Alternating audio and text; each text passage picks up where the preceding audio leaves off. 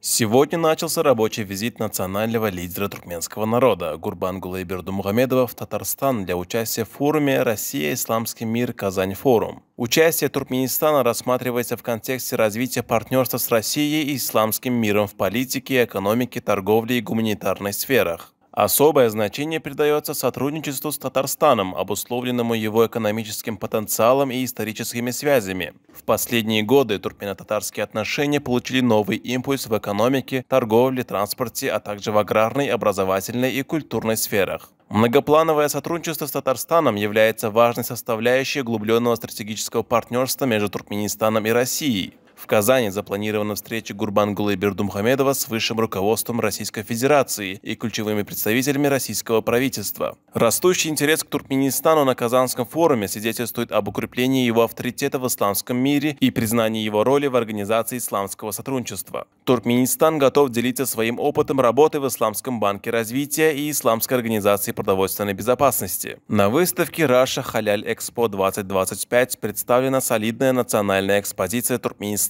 с широким спектром высококачественных товаров, что вызывает интерес участников и способствует росту туркменского экспорта в Россию и налаживанию связей с другими странами. Визит туркменской делегации в Казань призван углубить туркмено-российское сотрудничество и укрепить связи с исламским миром, создавая условия для взаимовыгодного партнерства.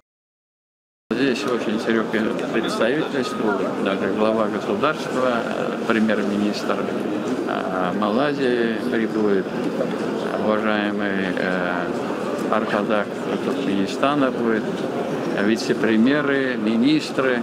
То есть это площадка для того, чтобы Россия сблизилась с исламским миром.